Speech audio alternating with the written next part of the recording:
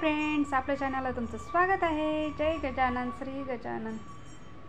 तर हे आहे आनंद सागर मधलं ध्यान मंदिर आणि या ध्यान मंदिरमध्ये आहेत बऱ्याच संतांच्या अशा मूर्त्या आणि ते कुठले होते आणि त्यांचं म्हणजे त्यांनी काय संदेश दिला हे सगळं इथे आहे। त्या मूर्त्या आणि मूर्त्यांच्या खाली ते सगळं काही लिहिलेलं आहे आणि मध्यभागी आहेत गजानन माऊली। तर मी ह्या ध्यान मंदिराचा पूर्ण असा व्हिडिओ डिटेलमध्ये की कुठले संतांचे तिथे मूर्त्या आहेत, त्यांनी काय संदेश दिला, असा हा पूर्ण एक व्हिडिओ स्पेशल चॅनलला टाकलेला आहे, तर नक्की बघा। आणि ध्यान मंदिरच्याच पुढे आहे गणेश मंदिर। गणेश मंदिर अगदी छान आहे, गोल असं आणि खूप सुंदर असं मंदिर आहे। त्या मूर्तीचा फोटो किंवा व्हिडिओ करू देत नाही, त्याच्यामुळे मी बाहेरूनच त्यांचा व्हिडिओ केलेला आहे, कारण माझ्या सगळ्या यूट्यूब फॅमिलीला ते बघता यावं याच्यासाठी। आणि गणपती बाप्पाचाही हा एक स्पेशल व्हिडिओ मी चॅनलला टाकलेला आहे, तो नक्की बघा। आणि त्याच्याच पुढे आहे हे बघा, किती सुंदर असं तलाव जलाशय, खरंच खूप सुंदर असं आहे हे दृश्य। आनंद सागरचा हा भाग आता सुरू केलेला आहे, तर इथे म्हणजे अजून काम भरपूर असं बाकी आहे।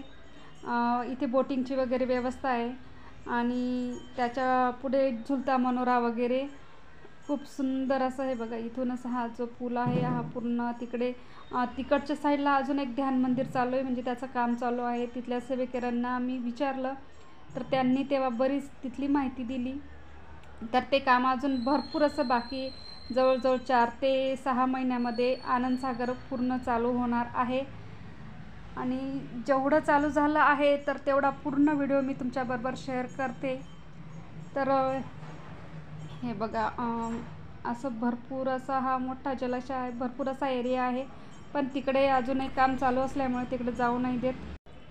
तर हा पूर्ण जलाशयाचा तलावाचा खूप छान असा पूर्ण भरपूर मोठा व्हिडिओ मी तुमच्याबरोबर शेअर केलेला आहे, तर तो नक्की बघा, चॅनलला आहे तो। आणि त्याच्यानंतर पुढे हे गणपती बाप्पाचं मंदिर आहे आणि हा जो रस्ता आहे ध्यान मंदिर आणि गणपती बाप्पाचा, तर हा पूर्ण रस्त्याच्या साईडला अजून एक रस्ता आहे। तर गणपती बाप्पाचं मंदिर, जलाशय आणि ध्यान मंदिर जे आहे ना, तर ते बराच असा अंतर आहे, भरपूर असा मोठा लॉंग रस्ता पण आहे। तो रस्ता खूप छान आहे, आजूबाजूला झाडे आणि बसण्यासाठी सुद्धा आहे बघा, अशी छान व्यवस्था आहे। अगदी पावलावर बसण्यासाठी व्यवस्था आहे, म्हणजे आपण केव्हाही थकलं तरी बसू शकतो, पण खूप छान असं वाटतं तिथे। हा बघा, हा पूर्ण राऊंडच आहे, पूर्ण हा चौकोन भाग आहे की कोणत्या एरियात काय चालू आहे ते वेगवेगळ्या पद्धतीचंच आहे तिथे। अजून म्हणजे काही भाग अजून बंद आहेत, तिथे एंट्री नाही आहे, आणि काही ठिकाणी आहे एंट्री। जेवढा ठिकाणी एंट्री आहे तेवढा सगळा व्हिडिओ मी तुमच्याबरोबर शेअर केलेला आहे आधी पण, आणि आजही मी तुम्हाला दाखवणार आहे। आणि तिथेच ध्यान मंदिराच्या साईडला दुसरा जो रस्ता जातो, तर तिथे आहे भोले बाबाचं म्हणजे महादेवाचं खूप सुंदर असं अजून हे काम चालू आहे। बहुतेक इथे कारंजा वगैरे काय असं करत असतील, असं खूप छान असं दिसतंय करताना, म्हणजे भरपूर काम चालू आहे। ते नेमकं काय करता हे आपल्या अजून लक्षात नाही, जेव्हा काम कंप्लीट होईल तेव्हा नक्कीच खरंच खूप सुंदर असं काम असणार आहे। तर खूप सुंदर असं आहे भोले बाबाची मूर्ती, आणि आजूबाजूला खूप छान आहे तिथे। तिथे सुद्धा भरपूर असे नारळाचे झाडं, अशोकाचे झाडे, असे खूप मोठे मोठे झाडं आहेत। तर माझ्या पाठीमागे सुद्धा एक रस्ता आहे बघा, म्हणजे तो बंदच होता, पण तिकडे सुद्धा काहीतरी काम करताना दिसत आहे। रेल्वेचे रूळ सुद्धा तिथे टाकलेले दिसत आहे। तर जेव्हा हे काम कंप्लीट होईल तेव्हा नक्की कळेल की कुठे काय काम चालू आहे, कारण बऱ्याच ठिकाणी एंट्री नसल्यामुळे आपल्याला जाता येत नाही, पण बाहेरून लांबून असे भरपूर ठिकाणी वेगवेगळे काम करताना काम चालू दिसत आहे। म्हणजे आनंद सागरचं भरपूर म्हणजे जवळजवळ वेगवेगळ्या ठिकाणी वेगवेगळे कामं करताय लोक, तर ते जाणवतं आहे की इतक्या झपाट्याने भरपूर असे लोक काम करतायत। तर हे सगळं काम नक्की लवकर सुरू होईल। आणि ही बघा, ही आहे रेल्वे रूळ, रेल्वेची याच्यावरूनच टाकलेली आहे ती, म्हणजे आपली जी पायवाट आहे ना तिकडे महादेव मंदिराकडे जाण्यासाठी, तर त्याच्या तिथूनच आलेले आहे। तर एक जुनी रेल्वे रूळ पण आहे इथे, आणि आता हे नवीन काम चालू आहे, नवीन सुद्धा आहे। तर आता ते नेमकं नवीन कोण आणि जुनी का राहू दिली ते काही कळत नाही. नवीन टाकल्यानंतर जुनीसुद्धा तिथे आहे, म्हणजे त्या जुन्यावरून सुद्धा कदाचित त्यांचं रेल्वेचा वापर होणार असेल, तर ते आपल्याला एवढं काही माहिती नाही. पण तिथे नवीन रूळसुद्धा टाकलेला आहे आणि जुनासुद्धा आहे, तर काही कळत नाही की नेमकं काय आहे म्हणून. पण जेव्हा सुरू होईल तेव्हा आपल्याला नक्कीच कळेल. त्याच्यासाठी थोडं आपल्याला वाट बघावी लागणार आहे अर्थातच. तर चला मग, तिकडून इकडे येण्यासाठी भरपूर मोठा असा लांबपर्यंत रस्ता आहे बघा. रस्ता अगदी स्वच्छ, आजूबाजूला एवढे झाडं आहेत ना, पण रस्त्यावर एक काडी किंवा कचरासुद्धा नाही. जिकडे पाहावं तिकडे सगळेजण म्हणजे सेवेकरी काम करतानाच दिसत आहे. काडी कचरा वगैरे काहीच नाही. अगदी स्वच्छता म्हणजे फक्त मंदिरातच नाही तर शेगावच्या जवळजवळ सगळ्याच परिसरात असं अस्वच्छता कुठेच नाही. अगदी स्वच्छच वातावरण आहे. आपण आपल्या घराचा आजूबाजूचा परिसरसुद्धा एवढा स्वच्छ ठेवत नाही, एवढं तिथे स्वच्छता आहे. खरंच खूप छान आहे. आणि हे बघा, इकडेच रेल्वे रोड मी जी म्हटली ना टाकलेली दिसते आता नवीनच, कारण आम्हाला मागच्या वेळेस ही नव्हतीच दिसली, तर ही बघा ही आता टाकलेली दिसते. तर आणि इकडे त्यांनी माती वगैरे साईडला पण भरपूर अशी टाकलेली आहे. नवीनच काम दिसतंय ते केलेलं, म्हणजे आता तिथे काहीतरी अजून खूप छान असं काम करणार आहेत. रेल्वे रूळना म्हणजे रेल्वेच्या आजूबाजूला खूप छान असं काहीतरी डेकोरेशन वगैरे करणार असतील, तर ते कळेलच आपल्याला. आणि इकडे पण मला वाटतं त्यांच्यासाठी सेवेकऱ्यांसाठी किंवा कशासाठी असे रूम बांधलेले दिसत आहे. नेमकं ते कशाचे ते काही कळालं नाही.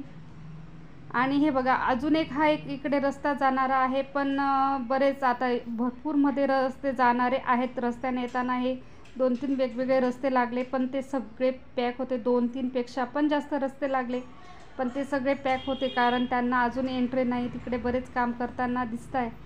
तर कळेलच आपल्याला की तिथे केव्हा ते सुरू करणार आहेत. आणि आता आलो आहोत आपण महादेव मंदिरात. तर हे महादेव मंदिर अगदी छान आहे. आणि इथे आल्या आल्या पिण्याची व्यवस्था, पाणी पिण्याची व्यवस्था बघा खूप छान अशी आहे.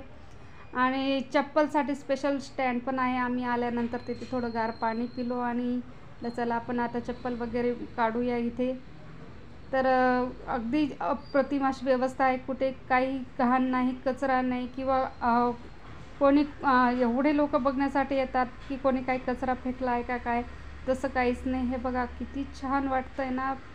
अगदी पायाजवळून आपण ज्याच्यावर पाय ठेवतो ते सुद्धा अगदी क्लीन असं वाटतं. आत्ताच धुतलं आहे की काय. मातीसुद्धा नाही, काडी नाही, कचरा नाही, अगदी स्वच्छ असं आहे. आणि हे आहे प्रवेशद्वार महादेव मंदिराचं.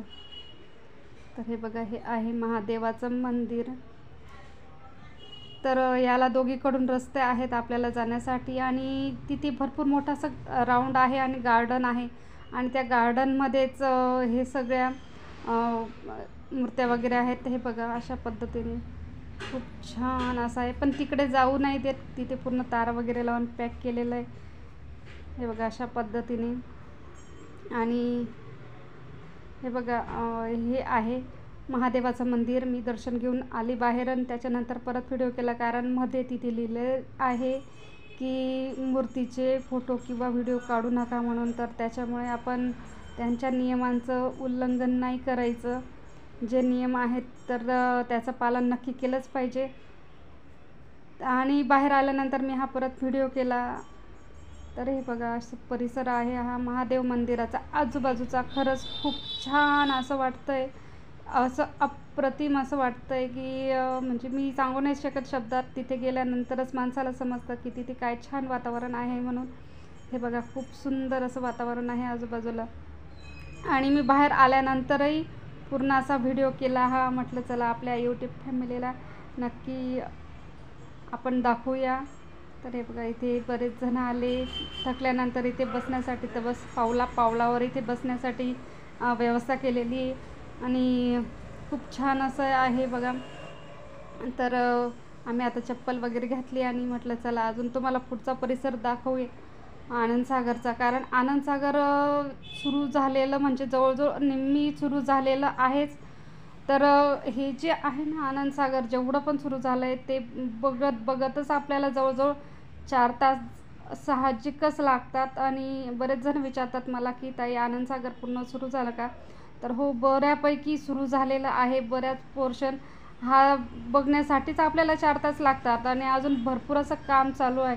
जेव्हा हे आनंदसागर खरंच भरपूर जेवढं त्यांचं काम बाकी आहे ते जर कंप्लीट झालं ना, तर ते बघण्यात मला तरी वाटतं आपण सकाळपासून संध्याकाळपर्यंत आपल्याला तो टाईम लागणारच आहे. कारण चालतच इथे भरपूर चालतच जावं लागतं आणि मंदिरामध्ये पण तिथे पण खरंच खूप छान असं वाटतं.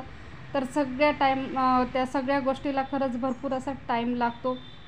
म्हणून आनंदसागरमध्ये जेव्हा पण याल ना, तर तेव्हा जवळजवळ पूर्ण टाईम आपल्याला जवळ पाहिजे, एका दिवसाचा तरी, सकाळपासून संध्याकाळपर्यंत. तर तेव्हाच इथे छान बघणं होतं. आणि खरंच इथे आल्यानंतर असं वाटतं की अरे आपण थोडं तरी थांबलं पाहिजे. आता आम्ही जास्त बसलो नाही, कारण आम्हाला सगळं काही बघायचं होतं त्याच्यामुळे. आणि बाहेर निघतानासुद्धा इथे मंडप वगैरे टाकलेले आणि तिथली स्वच्छता बघा किती अप्रतिम अशी आहे. आजूबाजूला क्लीन आणि पूर्ण पॅकिंग आहे की कोणीही कुठेही घाण काडी कचरा टाकायला नको म्हणून.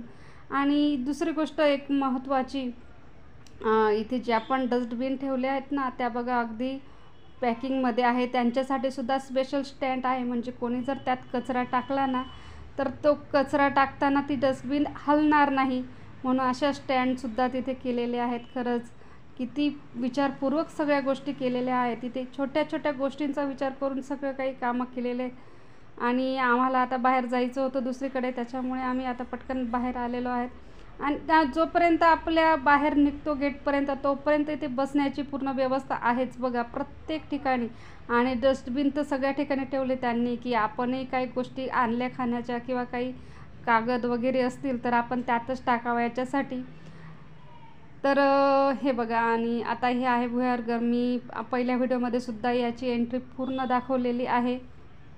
त्याच्यानंतर आम्हाला बाहेर जायचं होतं, तर आम्ही रिक्षाने आलो. आणि हे बघा, तुम्हाला एक सगळ्यात महत्त्वाची आणि छान अशी गोष्ट दाखवते. रिक्षामधून बाहेर आम्ही जात असतानाच इथे बघा किती सुंदर असे मूर्त्या आणि पुतळे आहेत. तर हे बघितल्यानंतर म्हटलं चला आपण आपल्या यूट्यूब फॅमिलीला हे नक्की दाखवूया. हे बघा किती सुंदर असे आहेत. आजूबाजूला सगळे जसे पहारेकरी पहारा देत आहे, गडाचे राखण करताय, असं खरंच खूप सुंदर असं आहे.